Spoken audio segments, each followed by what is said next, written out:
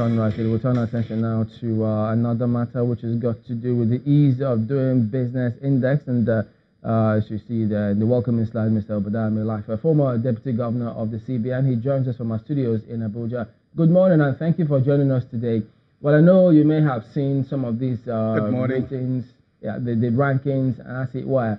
But what's your impression about the figures, where we are now, dropping just one place, even though they say that the figures, the scoring, appreciated for Nigeria, but overall, they have a few questions here and there.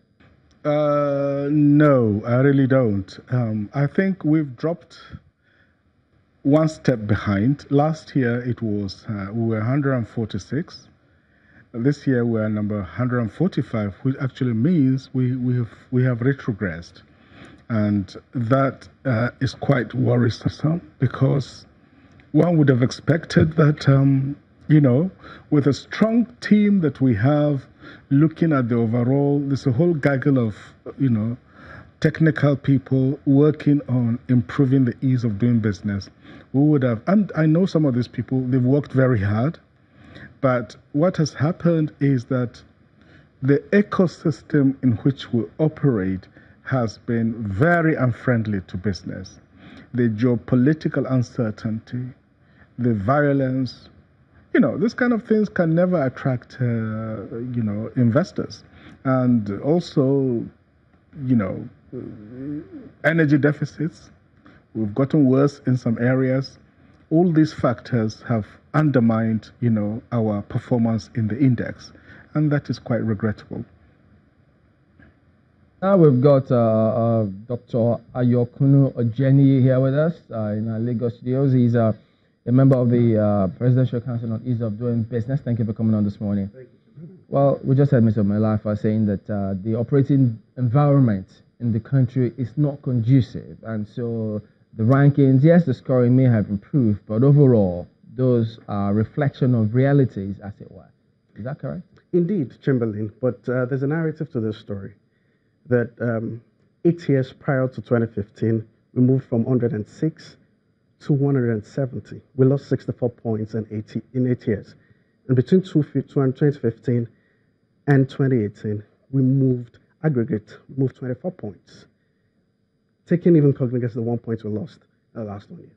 So this problem didn't start, and it was in recognition of this problem that the administration came up with the ease of doing business program, understanding that this is a problem and we've got to tackle it alone. So indeed, the realities still show the business to struggle, but the narrative is that we are moving from where we used to be and that we are greatly improving. Last year, we were one of the top 10 reforming countries in the world. Even in this 2019 report that just came out, we moved 4 points.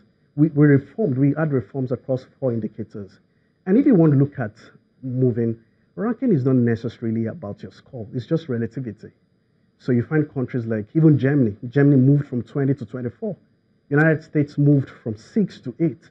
UK moved from 7 to 9. These are top 8. This is one of the top 3 of the top 8 economies in the world.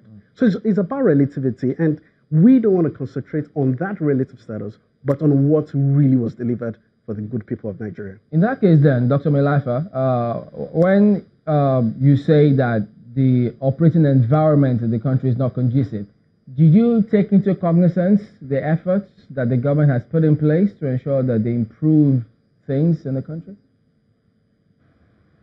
Well, actually, indeed, I did. I mean, I said there's a technical group that has been working very hard, by the way, on these issues, and they're very competent people. We understand it. But there are things that are beyond just a group of technocrats working on the technical issues to ease, to improve the ease of doing business. But the overall environment has not helped matters. Some of these things are beyond their powers. Look, we have not shown effective governance. I mean, the people in power, they have not shown effective economic and political governance. There is geopolitical uncertainty across the country. There is despair. There is violence and banditry. There's lawlessness. There's nepotism in government. people feel it is not a people's government. It's a very private government run by very private people for private interests and private objectives. This is not the people's government. It is reflecting in the general despair and feeling of hopelessness across the country. Here, you spoke about the operating environment, lack of political governance and security challenges. So with great respect to Dr. Obadiah, I mean, I've known him for many years and I have great respect for him. But the ease of doing business is not about, it's not a referendum on the politics or the general performance of the government. It's specific about the indicators it measures. And those indicators are 10 main indicators, and we moved in 8 out of the 10 indicators. That's an 80% performance. And I like to stick to the issues and not go into the politics. I understand that Dr. Obadiah, with great respect, is running for office. So I just like to stick to the issues that, what does this say, the ease of doing business that was released? It's that we did improve.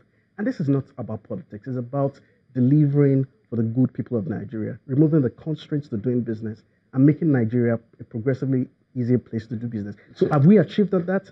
Absolutely. So, sorry, if I may come in, so the fact that he raised the issue about the operating environment, where is the ease of doing business operating? Is it not within the same environment? So there's the soft infrastructure part, there's the hard infrastructure part. Yeah. And the ease of doing business essentially focuses on the soft infrastructure. How easy it is for you, what are the procedures involved in doing A, B, C? What time does it take?